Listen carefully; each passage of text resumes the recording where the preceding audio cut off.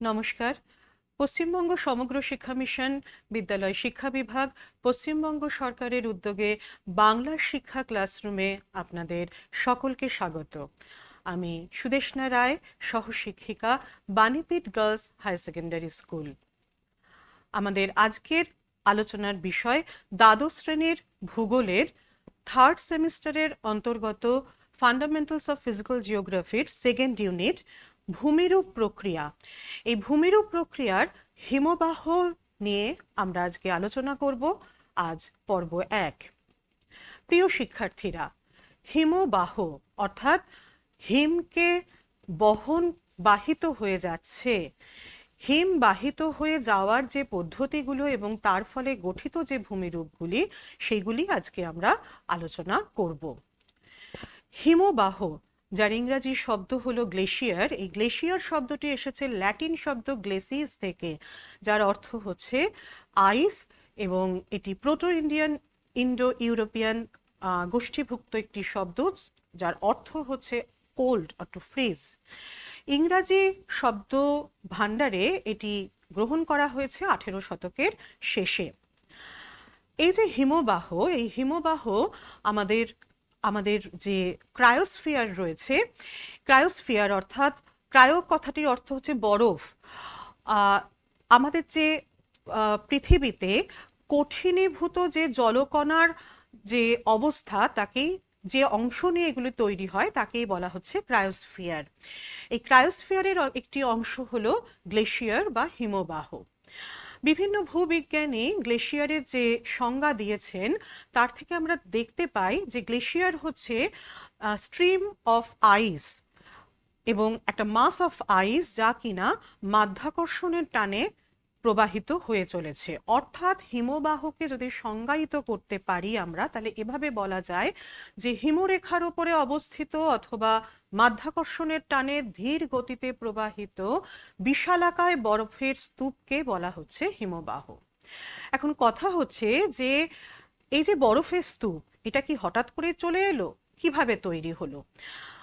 প্রথম ঘটে হচ্ছে তুষারপাত। জলীয় বাষ্প -ডিগ্রি টেম্পারেচারে সূক্ষ্ম কঠিন বরফ কণায় পরিণত হয় এবং তা মাধ্যাকর্ষণের টানে নিচে নেমে আসে। একে বলা হয় তুষারপাত। যখন তুষার কণারগুলির ডায়ামিটার 2 থেকে 5 মিলিমিটার হয় এবং যখন সেটা একটা হেক্সাগোনাল শেপ নেয়, তখন তাকে বলা হচ্ছে স্নোফ্লেক।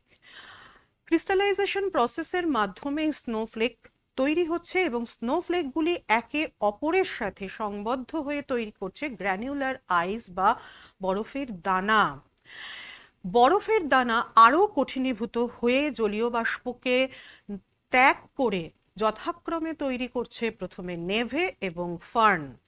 নেভেতে যে পরিমাণ জলীয় বাষ্প থাকে, ফার্নে তার থেকে জলীয় বাষ্পের পরিমাণ আরও কমে যায় এবং নেভের ঘনত্ব যেখানে 0.06 গ্রাম প্রতি ঘন সেন্টিমিটারে, সেইখানে ফার্ন যখন তৈরি হচ্ছে সেই ফার্ন কিন্তু 0.918 গ্রাম প্রতি ঘন সেন্টিমিটারে পৌঁছে যাচ্ছে। এবং এর পরে তৈরি হয় কঠিনীভূত বরফ বা হৈমবাহিক বরফ, যা কিনা আমরা হিমবাহের মাধ্যমে যার প্রকাশ দেখতে পাচ্ছি। এই যে তুষারপাত থেকে হিমবাহ গঠন, এই যে পর্যায়, এই পর্যায়ের ন্যূনতম 10 বছর এবং সর্বোচ্চ প্রায় 50 বছর পর্যন্ত সময় লাগতে পারে। আমরা বললাম যে হিমরেখার ওপরে অবস্থিত। হিমরেখা কি না, যে রেখার ওপরে আমরা সারা বছর এবং সব সময়ই আমরা বরফ, কঠিনীভূত যে বরফ, একদম একদম কঠিন যে বরফ, যার মধ্যে জলীয় বাষ্পের উপস্থিতি বা জলকণার উপস্থিতি প্রায় নেই, সেই বরফকেই আমরা বলছি কঠিনীভূত বরফ। এই কঠিনীভূত বরফের অবস্থান যে রেখার ওপরে আমরা দেখতে পাই, সেই রেখাকে বলা হচ্ছে হিমরেখা। আরেকভাবে বলা যায় যে পার্মানেন্ট স্নো এবং সিজনাল স্নো, এই দুটির মাঝের যে একটা কাল্পনিক সীমারেখা, তাকেই আমরা বলছি স্নো লাইন। আমরা জানি যে উচ্চতা বাড়লে উষ্ণতা কমে যায় এবং যত উষ্ণতা কমে তত জলীয় বাষ্প, জলকণা এগুলি বরফে পরিণত হচ্ছে। এখন কথা হলো যে উচ্চতা বাড়লে তো উষ্ণতা কমে অবশ্যই, কিন্তু অক্ষাংশ ভেদেও তো উষ্ণতার পার্থক্য হতে পারে। কারণ এই যে মেরু অঞ্চল, এই দুই মেরুতে, উত্তর মেরু এবং দক্ষিণ মেরু অঞ্চলে সূর্য অতি তির্যকভাবে কিরণ দেয় এবং আমরা জানি যে বছরে 6 মাস দিন 6 মাস রাত থাকে। এই যে 6 মাস রাত থাকার যে পরিস্থিতি, অর্থাৎ তখন কিন্তু উষ্ণতা খুবই কম এবং 6 মাস দিনেও কিন্তু সূর্যের তাপ অতি তির্যকভাবে পড়ছে, ফলে তাপমাত্রা খুবই কম। খুব স্বাভাবিকভাবেই এইখানে উষ্ণতা সমুদ্র সমতল অর্থাৎ 0 মিটারেই কিন্তু -ডিগ্রি সেলসিয়াসে অবস্থান করছে। ফলত এই অঞ্চলে হিমবাহের অবস্থান এই সমুদ্র তলেই দেখা যাচ্ছে। তুলনায় যদি আমি এই নিরক্ষীয় অঞ্চলে আসি, তাহলে নিরক্ষীয় অঞ্চলে আমরা জানি যে সারা বছর সূর্য লম্বভাবে কিরণ দিচ্ছে এবং সারা বছর লম্বভাবে কিরণ দেওয়ার জন্য এখানে হিমরেখা গড়ে প্রায় 6,000 মিটার উচ্চতায় অবস্থান করছে। আমরা যদি এবার অবস্থানগত অর্থাৎ বিভিন্ন জায়গার যে উচ্চতাগত পরিপ্রেক্ষিতে যদি হিমরেখাকে দেখি, তাহলে এখানে তোমরা দেখতে পাচ্ছ যে এখানে আমরা দুটি লাইন দেখতে পাচ্ছি। এই যে ব্লু লাইন, এই ব্লু লাইনটি হচ্ছে গ্রীষ্মকালীন হিমরেখার যে উপস্থিতি তাকে বোঝাচ্ছে। এবং খেয়াল করে দেখো, এই যে ব্লু লাইন এর উচ্চতা প্রায় 6,000 মিটারের কাছাকাছি। অর্থাৎ গ্রীষ্মকালে যেখানে হিমালয় বা এই আর্জেন্টিনা, ইকুয়েডর এই সমস্ত অঞ্চলে প্রায় 6,000 মিটারের কাছাকাছি হিমরেখার উপস্থিতি থাকছে। পাশাপাশি খেয়াল করো, এই যে আন্টার্কটিকাতে কিন্তু এই লাইনটি সেই গ্রীষ্মকালেও কিন্তু দেখো 0 মিটারে নেমে এসছে। এবার যদি আমি শীতকালীন হিমরেখার উপস্থিতিকে দেখি, শীতকালে কিন্তু হিমরেখার উচ্চতা কমে যায় যেহেতু তাপমাত্রা কমে যায়। হিমালয় পার্বত্য অঞ্চলে দেখো গড়ে এটা প্রায় 4,000 মিটারে, এবং দক্ষিণ আমেরিকার এই যে আর্জেন্টিনা, এখানেও দেখো এটা কিন্তু এই প্রায় 4,000 মিটারে এটা নেমে এসেছে।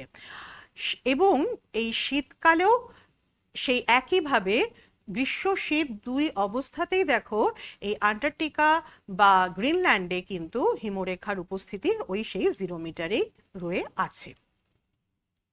এখন যদি আমরা হিমবাহের যে গঠন বা স্ট্রাকচারে আমরা আসি, তাহলে আমরা সিয়াল এবং সীমা স্তরের কথা জানি এবং তার উপরে যে এই যে ভূত্বক, এই ভূত্বকে ওপরে যে হিমবাহের যে অবস্থিতি আমরা দেখতে পাই, মূল যে ভূপৃষ্ঠ, এই ভূপৃষ্ঠের সাথে এই যে হিমবাহ অবস্থান করছে, অনেক সময়তেই এদের মাঝে একটা ফাঁকের সৃষ্টি হয়। এই ফাঁককে বলা হয় র্যান্ড ক্লাফট। এবং র্যান্ড ক্লাফট অনেকটা এইরকম দেখতে হয়। এবং এই যে হিমবাহ, এই হিমবাহে আমরা দু রকমের বরফ দেখতে পাই। একটি হচ্ছে যা কিনা এই মূল যে শিলা দেহ, এই শিলা দেহের সাথে একদম আঁকড়ে থাকে, যেটি বেশ একদম শক্ত বরফ, এবং তার ওপরে কিছুটা আলগাভাবে একটা বরফের অবস্থান থাকে। তো এই আঁকড়ে থাকা বরফ এবং আলগা বরফ, এই দুটির মাঝে অনেক সময় ঘর্ষণজনিত যে তাপ সৃষ্টি হয়, তার ফলে একটা গ্যাপ তৈরি হয়। একে বলা হয় বার্গস্রুন্ড। জার্মান শব্দ বার্গ শব্দের অর্থ হচ্ছে পাহাড়, আর শ্রুন্ড শব্দের অর্থ হচ্ছে ফাটল। তো এই যে র্যান্ড ক্লাফট আর বার্গস্রুন্ড তৈরি হচ্ছে, বার্গস্রুন্ড অনেকটা এইরকম ভাবে অবস্থান করে। তো এই যে র্যান্ড ক্লাফট এবং বার্গস্রুন্ড তৈরি হলো, এসো আমরা একটা মডেলের মাধ্যমে আমরা একটু বুঝে নেওয়ার চেষ্টা করি যে এই বার্গস্রুন্ড এবং র্যান্ড ক্লাফট এইটা ঠিক তার গঠনটা ঠিক কীরকম। একটা দেখো, আমি তোমাদের জন্য একটা মডেল নিয়ে এসেছি। এইখানে যদি এই অংশটাকে যদি আমি মূল শিলাদেহ ভাবি, তাহলে খেয়াল করো এই রকম জায়গাতে একটা বরফ, যদি এই জিনিসটাকে যদি আমি একটা একটা বরফের জায়গা ভাবি, যেটা কিনা আমাদের এই শিলাদেহটা আঁকড়ে ধরে আছে, তাহলে খেয়াল করো এর মাঝে একটা এরকম, দেখো আমার পেনটা এখানে ঢুকে যাচ্ছে, তোমাদের একটা ফাঁক তৈরি হয়েছে। এই যে ফাঁকটা তৈরি হলো, এই ফাঁকটাই হচ্ছে এই র্যান্ড ক্ল্যাফট। আর খেয়াল করো যে এই যে যেটা আঁকড়ে থাকা যে বরফের যে স্তূপটা, তার উপরে আর একটা বরফের স্তূপ আছে। এটা কিন্তু দেখো একটু আলগা, এই বরফটা মূলত প্রবাহিত হয়ে যায়। এবার এর এর মাঝে এই যে আঁকড়ে থাকা যে বরফের স্তূপ এবং আলগা বরফের স্তূপ, এর মাঝে খেয়াল করো এই রকম জায়গায় একটা ফাটল আছে, যেখানে এ দেখো আমার পেনটা এখানে ঢুকে যাচ্ছে। এই যে ফাঁকটা তৈরি হচ্ছে, এই ফাঁকটাকেই বলা হচ্ছে বার্গস্রুন্ড। এই জায়গাটাতে তৈরি হয়ে যাচ্ছে বার্গস্রুন্ড, এইরকম জায়গাটাতে। তাহলে র্যান্ড ক্ল্যাফট এবং বার্গস্রুন্ড এই দুটোর যে পার্থক্য, সেটা নিশ্চয়ই তোমরা জিনিসটা বুঝতে পারছো যে কোনটা র্যান্ড ক্ল্যাফট এবং কোনটা বার্গস্রুন্ড। এছাড়া বরফের মধ্যেও কিছু ফাটল তৈরি হয়। এই যে ফাটল, এই ফাটলগুলোকে বলা হয় ক্রেভার্স। আমরা একটু স্লাইডে ফিরে আসি। স্লাইডে ফিরে আসলে আমরা দেখতে পাবো যে এই যে বরফের মধ্যে যে ফাটলগুলো সৃষ্টি হচ্ছে, সেইটাকে বলা হচ্ছে ক্রেভার্স, যেরকম এখানে তোমরা দেখতে পাচ্ছ। এবং এই ক্রেভার্সগুলো এতটাই বিপজ্জনক হয় যে যখন পর্বতারোহীরা যান, তখন তাদের এইরকমভাবে স্টিলের মইয়ের মাধ্যমে সেই জায়গাগুলোকে পাড়ি দিতে হয়, তাদের সেটাকে অতিক্রম করতে হয়। এবং অনেক সময়তেই এই যে ক্রেভার্স, এই ক্রেভার্সের ফাটলের ফাঁক খুব বেশি হয় না, কিন্তু তার গভীরতা প্রায় 20 থেকে 40 মিটার পর্যন্ত হতে পারে। 3 রকম ক্রেভার্স আমরা দেখতে পাই: ট্রান্সভার্স, লঙ্গিটিউডিনাল এবং মার্জিনাল। তো এরপরে এসো আমরা হিমবাহের একটু প্রকারভেদগুলো জেনে নিই। হিমবাহকে তার অবস্থান অনুসারে যে ভাগে ভাগ করা যায়, একটি হলো পার্বত্য হিমবাহ। এই পার্বত্য হিমবাহের অবস্থান আমরা সবচেয়ে বেশি দেখতে পাই, এবং এই পার্বত্য হিমবাহের উপস্থিতি আল্পস পর্বতে সবচেয়ে বেশি দেখা যায় বলে এর আরেকটি নাম হচ্ছে আলপাইন হিমবাহ। আমরা এছাড়া দেখতে পাই মহাদেশীয় হিমবাহ, যখন কিনা একটা বিশাল অঞ্চল জুড়ে কোনো হিমবাহের অবস্থান থাকে। বিশাল অঞ্চল বলতে কোনো মহাদেশ জুড়ে কোনো হিমবাহের অবস্থান থাকে, অর্থাৎ সেই মহাদেশটা পুরোটাই একটা হিমবাহ হিসাবেই অবস্থান করছে, যেমন আন্টার্কটিকা। এছাড়া যখন হিমবাহ সমুদ্র তলে এসে একদম মিলিত হয়ে যায়, তখন তাকে আমরা বলছি টাইড ওয়াটার গ্লেশিয়াল। তোমরা একটু আগের থেকে যে আলোচনাগুলো শুনেছো, তাতে বুঝতেই পারছো যে মূলত মেরু অঞ্চলে আমরা এই ধরনের হিমবাহ দেখতে পাই, এবং আলাস্কা অঞ্চলে এই হিমবাহের উপস্থিতি দেখা যায়। এবং এই হিমবাহের প্রকৃতি অনেকটাই সমুদ্রের যে জোয়ার ভাটা তার সাথে, তার উপরে অনেকটাই, তার দ্বারা অনেকটাই প্রভাবিত।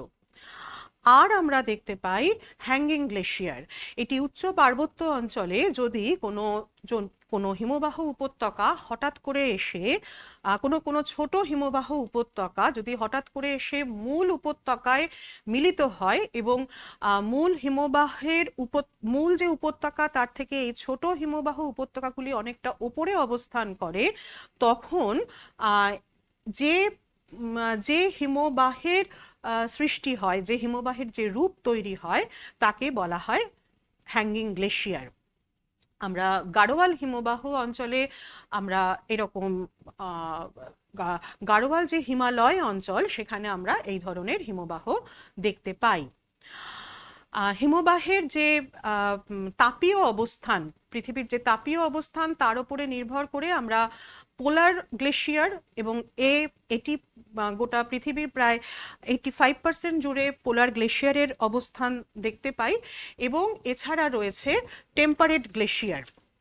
যেটা কিনা আমরা আমাদের যে ভারত ভারতের যে গ্লেশিয়ারগুলো আমরা দেখতে পাই সেগুলো সবই হচ্ছে ওই টেম্পারেট গ্লেশিয়ার।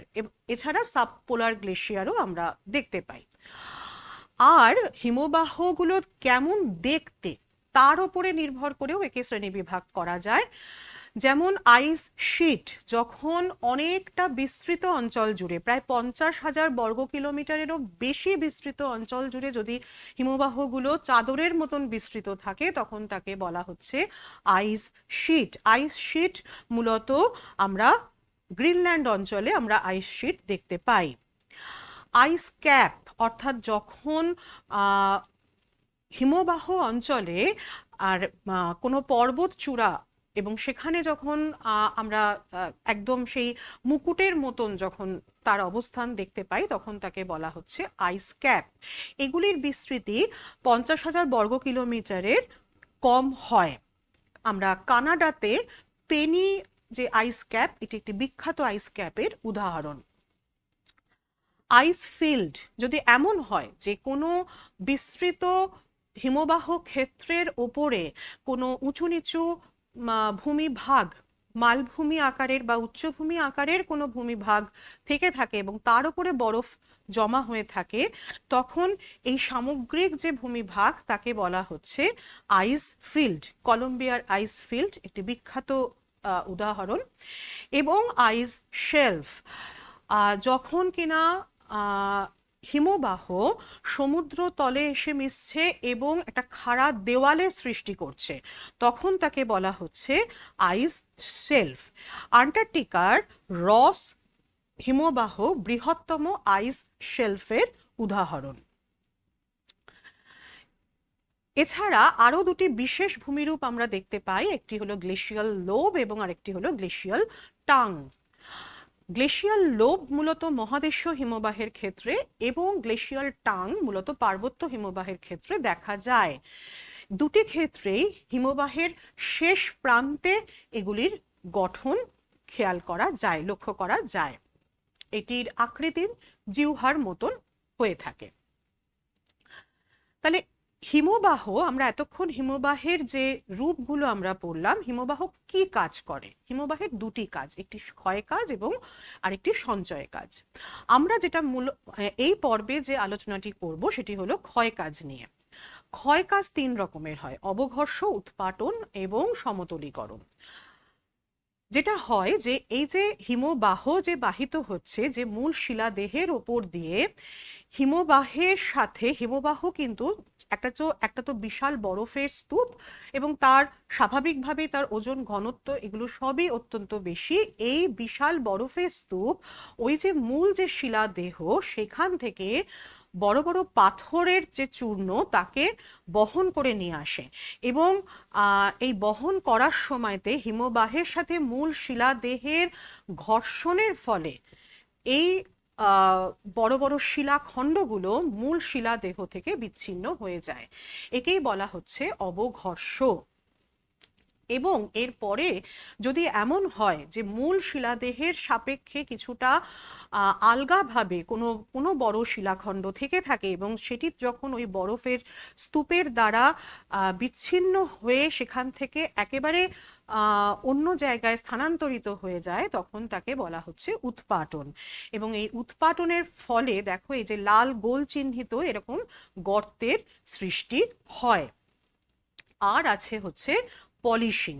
হিমবাহের গতিপথে হিমবাহ যেমন অবঘর্ষের এবং ঘর্ষণের মাধ্যমে যে ক্ষয় কাজ করছে, একই সাথে হিমবাহ যে শিলাদেহের ওপর দিয়ে সে প্রবাহিত হয়ে যাচ্ছে, সেইখানে আঁচড় কাটার দাগের মতন সৃষ্টি করে এবং হিমবাহের সাথে শিলাদেহের যে ঘর্ষণ হচ্ছে তার ফলে এই ধরনের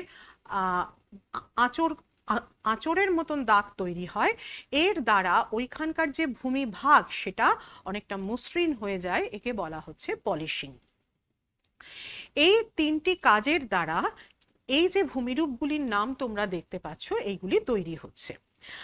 অন্যতম প্রধান ভূমিরূপ হলো সার্ক। যখন পার্বত্য হিমবাহের একেবারে উঁচু অংশে কতগুলি চেয়ারের আরাম কেদারার যে নিচু অংশ সেই রকম দেখতে, অর্থাৎ মূলত অবঘর্ষ প্রক্রিয়ায় যখন ভূমিভাগে একটা অবতল আকৃতির ভূমিরূপ সৃষ্টি হয় তখন তাকে বলা হচ্ছে সার্ক।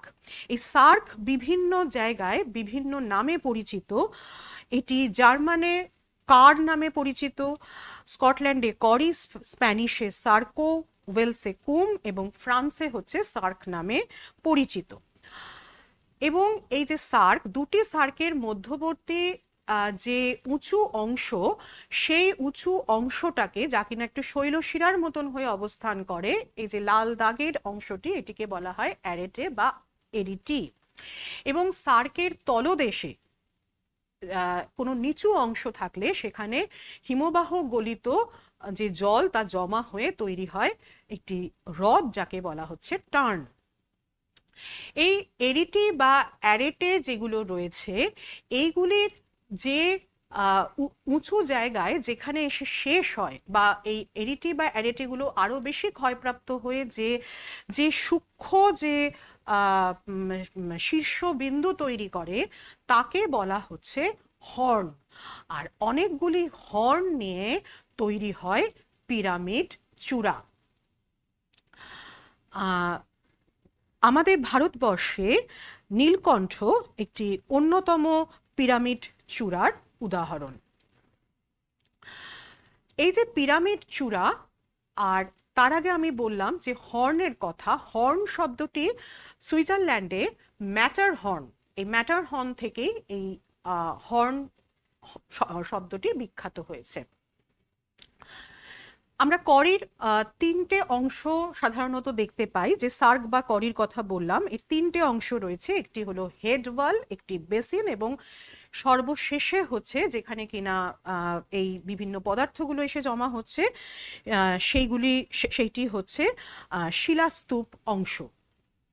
করি যখন ধীরে ধীরে নেমে আসে তখন তাকে সেটা কতগুলো ধাপে ধাপে নেমে আসে। এই ধাপগুলিকে বলা হয় গ্লেশিয়াল স্টেপ। এবং এই গ্লেশিয়াল স্টেপের একদম শেষ পর্যায়ে এসে একটি হ্রদ তৈরি হয় যাকে বলা হচ্ছে রিবন লেক। আর যদি এরকম হয় যে এই যে করি, এই যে ধাপে ধাপে যে গ্লেশিয়াল স্টেপ বা হিমশিরি এগুলো নেমে আসছে, এটি যদি মূল যে উপত্যকার ঢাল যেদিকে, সেই দিকে না এসে যদি আড়াআড়ি ভাবে নেমে আসে, তখন ওই যে গ্লেশিয়াল স্টেপ, ওই গ্লেশিয়াল স্টেপে হিমবাহের সাময়িক গলনজনিত কারণে হ্রদ তৈরি হয়। এবং এই হ্রদগুলি পরপর, কারণ আমরা দেখতে পেলাম যে আমরা যদি স্টেপসগুলোকে যদি আমরা দেখি তাহলে আমরা দেখতে পাচ্ছি যে পরপর দেখো কতগুলো, এখানে একটা স্টেপ, এখানে একটা স্টেপ, এই স্টেপগুলোতে কি হয়, জল জমে যায়। এবং জল জমে পরপর এরকম দেখতে পাচ্ছ আমরা, এইখানে দেখো একটা হ্রদ তৈরি হয়েছে, এখানে একটা হ্রদ তৈরি হয়েছে। এবং এই হ্রদগুলিকে বলা হয় প্যাটার্ন স্টার হ্রদ। ইউএস এর গ্লেশিয়ার ন্যাশনাল পার্কে এরকম মালার মতন প্রায় 5খানা প্যাটার্ন স্টার হ্রদের উপস্থিতি আমরা দেখতে পাই। আরেকটি উল্লেখযোগ্য ভূমিরূপ হচ্ছে নুনাট্যাক। নুনাট্যাক হচ্ছে কি, যখন কিনা কোনো হিমবাহ যদি এমন হয় যে কোনো একদম যে পর্বতের যে একদম শীর্ষ অঞ্চল, সেই শীর্ষ অঞ্চলে বরফ কোনো কারণে ক্ষয়প্রাপ্ত হয়ে গেছে, তখন কি হয়, তখন ওই পর্বত চূড়া উন্মোচিত হয়ে যায়।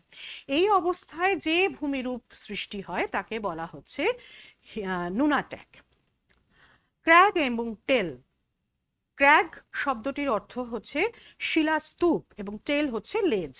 যদি এমন হয় যে হিমবাহের প্রবাহ পথে কোনো আগ্নেয় উদ্ভিদ বা আপাত কঠিন শিলা, মূলত ব্যাসাল্টিক যে ডোম, এরকম ধরনের কোনো কিছু শিলার উপস্থিতি যদি থাকে, তখন হিমবাহের যে গতিপথ, সেই হিমবাহের গতিপথে এটি একটি বাধার সৃষ্টি করে এবং এর পেছনের অপেক্ষাকৃত যে কোমল শিলাস্তর, সেই কোমল শিলাস্তরকে আর ক্ষয় হতে দেয় না। ফলত এটি স্তূপ আকারে অবস্থান করে এবং এর পেছনে টেল লেজের মতন অবস্থান করে। রসে মতানে, রসে মতানের ক্ষেত্রে হিমবাহের প্রবাহ পথে কোনো কোনো একটি কঠিন শিলা আশপাশের অঞ্চলের সাপেক্ষে যদি অপেক্ষাকৃত কোনো কঠিন শিলা অবস্থান করে, তখন খুব স্বাভাবিকভাবেই হিমবাহ ওই কঠিন শিলাকে ক্ষয় করতে পারে না। ফলে এটি এটি একটা কচ্ছপের বা একটি ভেড়ার পিঠের মতন, যেন যেমন ভেড়া বসে থাকলে যেরকম একটা আকৃতি নেয়, সেই ধরনের আকৃতি নেয়। এই রসে মতানে শব্দটি প্রথম ব্যবহার করেছিলেন ডি সসার, এবং ফ্রেঞ্চ শব্দ রসে শব্দের অর্থ হচ্ছে রক, এবং মতানে মানে হচ্ছে শিপ, শিপ রক বলতে এটিকে বোঝায়। এখন এই জায়গায় দাঁড়িয়ে তোমরা যে রসে মতানে এবং ক্র্যাগ অ্যান্ড টেলের যে ছবিটি দেখছো, তোমাদের মনে হতেই পারে যে দুটি ভূমিরূপ তো প্রায় একই রকমের। একটা সূক্ষ্ম পার্থক্য আছে, এসো আমরা একটু বুঝে নেবার চেষ্টা করি যে এই রসে মতানে এবং ক্র্যাগ অ্যান্ড টেল এই দুটির মধ্যে মূল পার্থক্যটি কোনখানে রয়েছে। ওপরে যে তোমার ক্র্যাগ অ্যান্ড টেলের যে ছবিটি রয়েছে, সেইখানে প্রথমে রয়েছে কঠিন শিলা এবং তারপর পেছন দিকে রয়েছে কোমল শিলা, এবং এই ক্ষেত্রে হিমবাহ যে প্রবাহিত হয় সেটা হচ্ছে এই রকম ভাবে প্রবাহিত হয়, এবং হিমবাহের প্রবাহের সামনে এই কঠিন শিলা অবস্থান করছে, ফলে এটি অপেক্ষাকৃত খাড়া ঢালে অবস্থান করে, এবং তারপরে কোমল শিলা একটা ঢালু অংশ হিসাবে অবস্থান করে। যখন রসে মতানে হয় তখন কিন্তু পুরোটাই কঠিন শিলা, এখানে কিন্তু কোনো কোমল শিলার উপস্থিতি নেই। এই ক্ষেত্রেও কিন্তু হিমবাহ এই দিকেই যাচ্ছে, এবং এই হিমবাহের যাওয়ার পথে এইখানে হিমবাহের ঘর্ষণ এবং পলিশিং প্রক্রিয়া, এবং এইখানে হয় উৎপাটন প্রক্রিয়া। যেহেতু এটি একই ধরনের শিলার ওপরে হচ্ছে, ফলে একই ধরনের শিলার ওপরেই ঘর্ষণ এবং পলিশিং এবং উৎপাটন দুটোই হচ্ছে। তাই এটির দুটি দেখতে প্রায় একই রকমের হলেও একটি হিমবাহের এর যে অবস্থান, এর খাড়া ঢাল এবং মৃদু ঢালের অবস্থান একটি হিমবাহের গতিপথের সাপেক্ষে হিমবাহের দিকে, আরেকটি হিমবাহের বিপরীত দিকে হচ্ছে। আমরা পরবর্তী ভূমিরূপে ফিরে আসি। এরপরে যে ভূমিরূপটির কথা আমরা আলোচনা করব সেটি হচ্ছে ইউ আকৃতির উপত্যকা বা হিমদ্রোণী। দ্রোণী শব্দটির অর্থ হচ্ছে নালা বা খাত। ভূবিজ্ঞানীদের ধারণা অনুসারে যে পূর্বের নদী খাতের উপরে হিমবাহ প্রবাহিত হওয়ার জন্য এই ধরনের উপত্যকা সৃষ্টি হয়েছে, এবং এক্ষেত্রে হিমবাহের পার্শ্বক্ষয় এবং নিম্নক্ষয় দুটি হয়ে থাকে। এবং এরপরে এই যে হিমবাহ উপত্যকা, এই মূল হিমবাহ উপত্যকার ওপরে কিছু ছোট ছোট যে হিমবাহ উপত্যকা সেগুলো এসে মিলিত হয়, ফলে মনে হয় ওই ছোট উপত্যকাগুলি মূল উপত্যকার উপরে ঝুলে আছে, তাই একে বলা হয় ঝুলন্ত উপত্যকা। এবং হিমবাহ যত এগোতে থাকে তত এই হিমবাহ যখন গলন হয়ে যায়, যখন সেটি প্রায় সমুদ্র তলের কাছাকাছি চলে আসে, এবং এই ইউ আকৃতির উপত্যকা যখন এসে সমুদ্রে মিলিত হয়, তখন তাকে বলা হচ্ছে ফিয়র্ড। এই আমরা এই যে ভূমিরূপগুলোর নাম আমরা এতক্ষণ ধরে আলোচনা করলাম, আমরা একবার সেগুলোকে একটা মডেলের মাধ্যমে একটু দেখে নেওয়ার আমরা চেষ্টা করব। তোমাদের সামনে আমি যে মডেলটা নিয়ে এসেছি, এই মডেলে দেখো আমরা যে তোমরা দেখতে পাচ্ছ যে এখানে আমরা হিমদ্রোণী অর্থাৎ মূল যে হিমবাহ খাত সেইটা প্রবাহিত হয়েছে। আমরা যদি আরো একটুখানি ক্লিয়ারলি আমরা এই মডেলটাকে দেখতে পাই, তাহলে তাহলে দেখতে পাবো যে একদম এই যে উঁচু যেটা আমরা যে শৃঙ্গটা দেখতে পাচ্ছি, এইটাই হচ্ছে সেই পিরামিড পিক। এবং এই পিরামিড পিকগুলো তৈরি হয়েছে এই যে ছোট ছোট যে চূড়াগুলো, এগুলো হচ্ছে সেই হর্নের পাশে দেখো আস্তে আস্তে এই যে ঢাল যে নেমে গেছে, এই যে ঢালগুলো নেমে গেছে, এই ঢালগুলোই হচ্ছে সার্কের ওপরের এই যে অংশগুলো আমরা দেখতে পাচ্ছি, এইগুলো হচ্ছে সেই অ্যারেটে। এবং এইখানে সার্কের তলদেশে এখানে হিমবাহ গলিত জল জমে তৈরি হয়েছে টার্ন লেক।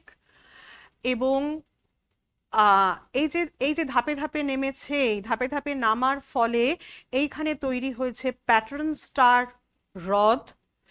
এবং দেখো এই যে অংশগুলো, এই অংশগুলি হচ্ছে এই যে এখান থেকে দেখো এইগুলো হচ্ছে ছোট উপত্যকা, এবং ছোট উপত্যকা মূল যে হিমদ্রোণী সেইখানে এসে মিলেছে, ফলে এইখানে তৈরি হয়েছে জলপ্রপাত। এই হচ্ছে সেই ঝুলন্ত উপত্যকা, ঝুলন্ত উপত্যকায় তৈরি হয়েছে জলপ্রপাত। তাহলে এই যে আমরা ভূমিরূপগুলি আমরা পেলাম, এবং আমরা ফিয়র্ডের কথা বলছিলাম, নরওয়েতে এরকম বহু ফিয়র্ড দেখা যায় বলে নরওয়েকে বলা হয় হাজার ফিয়র্ডের দেশ, ল্যান্ড অফ থাউজেন্ড ফিয়র্ড। এবং এইখানে যে আমরা দেখো এটা ইউনেস্কো ওয়ার্ল্ড হেরিটেজ সাইট হিসাবে এই ফিয়র্ড গণ্য হয়েছে, এবং এইখানেই অবস্থিত হচ্ছে সোজনে ফিয়র্ড, যেটা কিনা হলো পৃথিবীর গভীরতম ফিয়র্ড। আমরা এতক্ষণ যে ভূমিরূপগুলোর কথা বলছিলাম সেগুলি ছিল মূলত হচ্ছে পার্বত্য যে হিমবাহ সেইখানে তৈরি হওয়া যে ভূমিরূপ সেটা। এছাড়া মহাদেশীয় যে হিমবাহ সেখানেও কিছু ভূমিরূপ তৈরি হয়, যদিও মহাদেশীয় হিমবাহগুলো মূলত ওই পোলার রিজিয়নে সীমাবদ্ধ বলে, বা মহাদেশীয় হিমবাহতে হিমবাহ অনেক বিস্তৃত ক্ষেত্র জুড়ে থাকে বলে খুব স্পেসিফিক ফিচার বিশেষ তৈরি হয় না। তবু মূল যে ফিচারগুলো তৈরি হয় তার মধ্যে রয়েছে স্ট্রেইটেড পেভমেন্ট, বিশেষ মুখযুক্ত আগামুখ, টিলাইট এবং আইস সোর্সড প্লেন। এবার আসি একটা বিশেষ আলোচনায়, গ্লেশিয়াল রিট্রিট। আমরা জানি যে হিমবাহ ক্রমাগত হিমবাহগুলো গলে যাচ্ছে, এবং তোমরা এই ডান দিকের যে ছবিটি দেখছো সেখানে দেখতে পাচ্ছ যে গঙ্গোত্রী হিমবাহ 1935 সালে যেখানে এই রকম একটা অবস্থানে ছিল, সেটা 2022 সালে কতটা সরে এসেছে। এবং একটা হিসাব অনুসারে গঙ্গোত্রী হিমবাহ প্রতি বছর প্রায় 38 মিটার করে পিছিয়ে যাচ্ছে। সিয়াচেন হিমবাহ কিন্তু প্রায় 30 মিটার পিছিয়ে যাচ্ছে। তাহলে এই হারে যদি হিমবাহের গলন চলতে থাকে, গ্লেশিয়াল রিট্রিট যদি চলতে থাকে, যে ছবিটি তোমরা এখন স্লাইডে দেখতে পাচ্ছ সেখানে দেখো পৃথিবীর বিভিন্ন জায়গাকার হিমবাহের যে রিট্রিট তার এক্সাম্পল তোমরা খুব সহজে বুঝতে পারবে। তাহলে সেগুলির প্রভাবে কি গ্লেশিয়াল ইরোশনে কিছুভাবে প্রভাবিত হতে পারে? নিশ্চয়ই হতে পারে, কারণ যখনই হিমবাহের ক্ষেত্রের পরিবর্তন হয়ে যাচ্ছে, অর্থাৎ হিমবাহ যদি সংকুচিত হয়ে যায়, খুব স্বাভাবিকভাবেই ইরোশনাল এজেন্ট হিসাবে হিমবাহের গুরুত্ব কমে যাবে, এবং হিমবাহ একটা ইরোশনাল এজেন্ট হিসাবে কাজ করার পরিবর্তে তার জায়গায় নদী, বায়ু এগুলি অনেক বেশি গুরুত্ব পাবে। এবং যদি হিমবাহ গলে যায়, খুব স্বাভাবিকভাবেই হিমবাহ বাহিত যে পদার্থগুলো সেগুলো কিন্তু ওই হিমবাহের সাথে একসাথে না এসে অতি দ্রুত নিচের দিকে বয়ে আসবে, যার ফল হতে পারে মারাত্মক। গ্লোবাল ওয়ার্মিং এর কথা তো আমরা সবাই জানি। আমরা আজকের পর্ব শেষ করব তোমাদের কাছে একটা প্রশ্ন রেখে। আমরা গ্লোবাল ওয়ার্মিং যেমন জানি, গ্লোবাল ওয়ার্মিং এর ঠিক বিপরীত অবস্থা হচ্ছে গ্লোবাল কুলিং। তোমরা আইস এজের কথা জানো, এবং আমরা এখনো পর্যন্ত চারটি প্রধান আইস এজের কথা আমরা শুনেছি: গুনসে, মিন্ডেল, রিস এবং উর্ম। তো যদি এই গ্লোবাল কুলিং হয়, তার প্রভাব হিমবাহের এই যে ক্ষয় প্রক্রিয়া তাকে কি কোনোভাবে প্রভাবিত করতে পারে? তোমাদের কাছে থাকলো এই প্রশ্ন দিয়েই আজকের পর্ব আমরা শেষ করব। ভালো থেকো সবাই।